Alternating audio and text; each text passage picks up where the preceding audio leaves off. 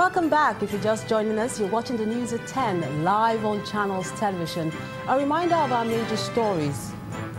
Federal government matches words with action as IGP deploys elite mobile forces from Rivers to Benue State, promising more deployment of personnel to Nasarawa State.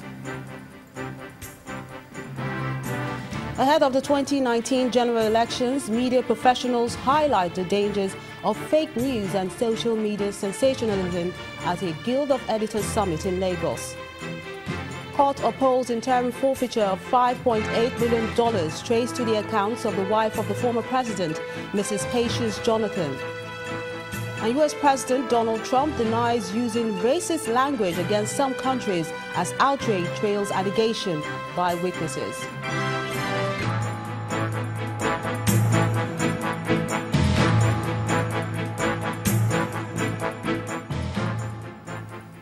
For more on our top stories and others, please visit our website. It's channelstv.com and on youtube.com/channelsweb. Log on to m.channelstv.com to watch us on your mobile device or download the Channels TV app for Android, iOS and Windows devices from their respective stores. And there's more. The Channels TV and Channels 24 app will give you access to news and updates. You also have the Eyewitness feature with which you can share those pictures, videos or news of happenings around you. Just install the app, then tap and swipe to reveal the menu and follow the instructions. And talking about pictures and videos, here are some of them you sent into our Eyewitness portal, beginning with this one from Maguru end of the Lagos-Ibadan Expressway showing vehicles in a gridlock. According to our Eyewitness reporter, this traffic jam was caused by a container which fell on the road. Owing to this, some motorists had to drive against traffic, which is illegal. And next are these set of images from Asaba, the Delta State capital, showing overloaded vehicles which were arrested by officials of the Federal Road Safety Corps. Our Eyewitness reporter says some of the drivers who were picked up were trying to hide under the cover of darkness to flout the safety rule. And still on overloading are these final set of images from Sokoto in Sokoto State, showing a man carrying a camel inside a tricycle. And this other vehicle overloaded. Our Eyewitness reporter is of the opinion that some of the drivers don't know that every abuse on the road poses a danger not only to the driver and his vehicle, but to other road users as well.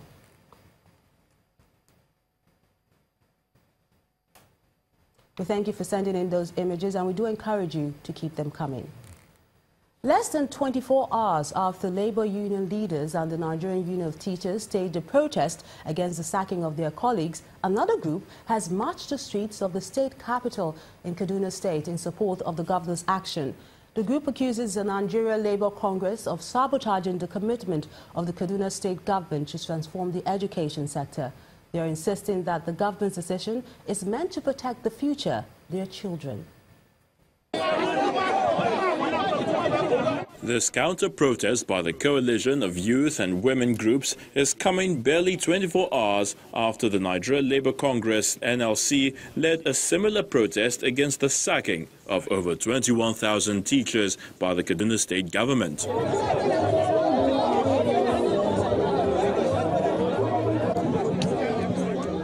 Like members of the NLC, this group is also taking its protest to the streets, chanting pro-government songs and displaying placards with various inscriptions.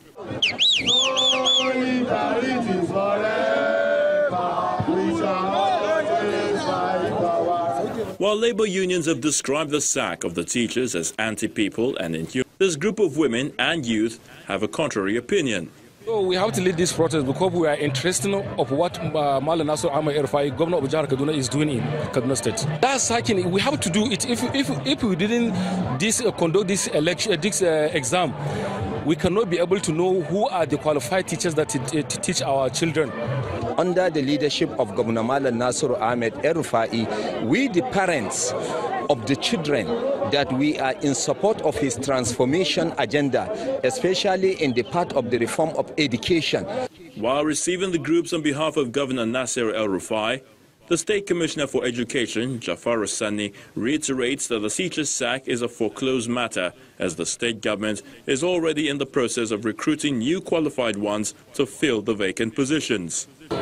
Those hoofers, are now walking along our street with some swagger, because they are convinced that yes, they have the capacity to now teach in our schools. Those who are found to have failed, that they are not competent to be, we have sent them out of the system so that we can bring in, better, more qualified ones, so that they can address the rot that is within the system. Available data shows that there is a high illiteracy level in most states in the northern part of Nigeria, despite all interventions by the various state governments. These protesters therefore believe that putting the right peg in the round hole is one of the many steps to reposition the education sector in Kaduna State and other parts of the northern region. From education to politics now. No doubt the 2019 elections will be an interesting one. Already preparations appear to have started ahead of the big election year. Today, senior journalists in collaboration with the Public Affairs section of the United States Mission in Nigeria put together a retreat where key issues on the 2019 agenda and matters of gatekeeping were raised. Our political correspondent, Shion Okimbaloye, tells us more. You may not be able to perhaps see it, but you can obviously feel it. It's about 399 days before the 2019 general elections, and the atmosphere is charged. As soon as the electoral umpire INEC announced a timetable and schedule of activities for the 2019 general elections, it threw up anxiety, and politicians and political parties are gearing up. And not only them are preparing for the festival of democracy, even the media has started its own preparation. Such preparations is the one going on here by media practitioners. In this room are senior journalists. It is a retreat for senior editors in collaboration with the Public Affairs section of the United States Mission in Nigeria. The role of social media comes under scrutiny as the 2019 election draws close. The keynote speaker and the chairman of Channels Media Group, Mr. John Momoh, speaks on the future of media in Nigeria. He raises some concerns. We as broadcasters now face the endemic challenge of unprofessional activities of some content producers who create content that do not meet the minimum requirement of the objectives of the mass media, which is to educate, inform, and entertain, all in a drive to wrongly influence the society. The social media, blogs, and the fake news phenomenon have all thrown the media into a precarious situation. And those of us who still believe in the civic value of good journalism have been left in a quandary as politicians are having a field day. Time for me to do it. Questions are asked, posers raised. It is an interactive session. Most of the content in radio is gotten from newspapers. A common ground for the practitioners in this room, most of whom are gatekeepers in their organizations, is that 2019 elections will be a huge outing for the African giant. But the reality is it will be a big task to achieve a successful elections in 2019. We'll have to have a society first, a country, before we'll have a free and fair election. And we need not to look very far.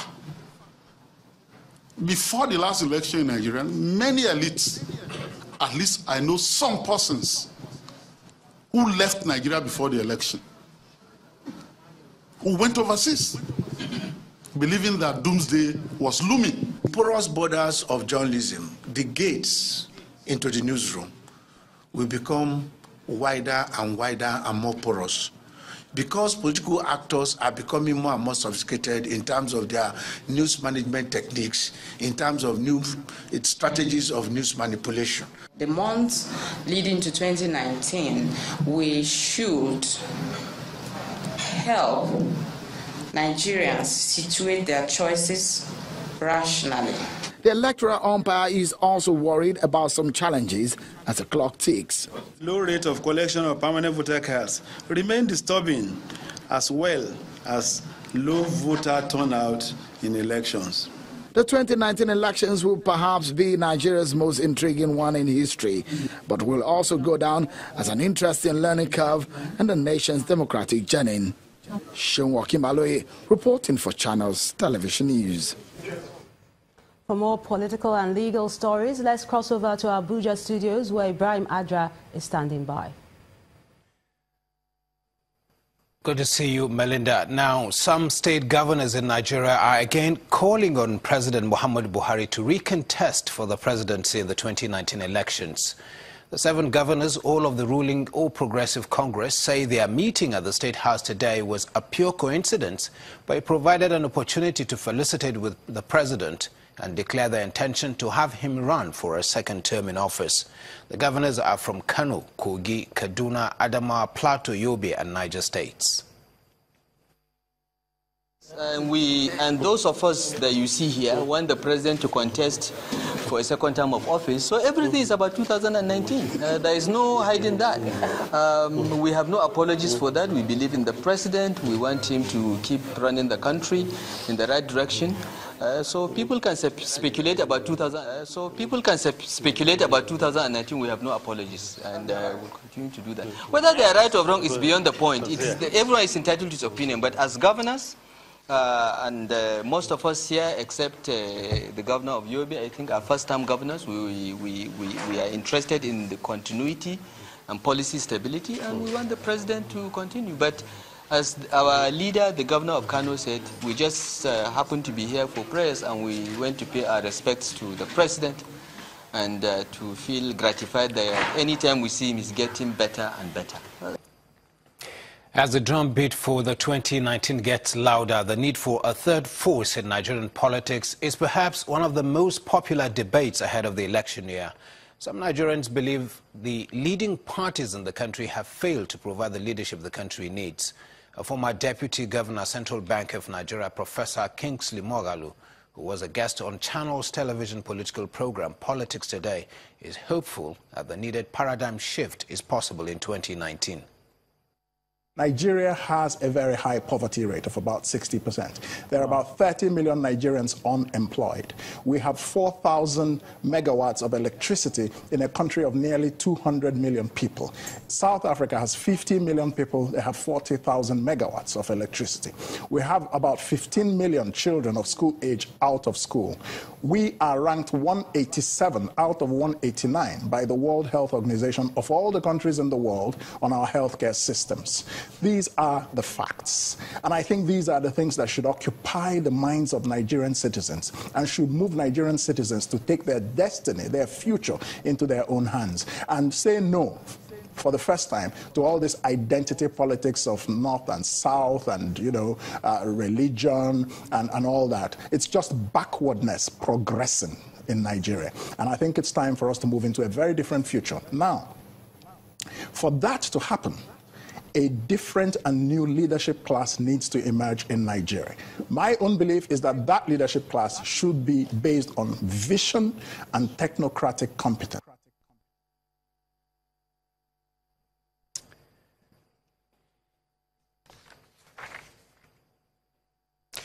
And when the news at 10 returns, number of active voice subscribers in Nigeria drops by 8.73% to 140 million in the third quarter of 2017. That'll be after the break. Stay with us.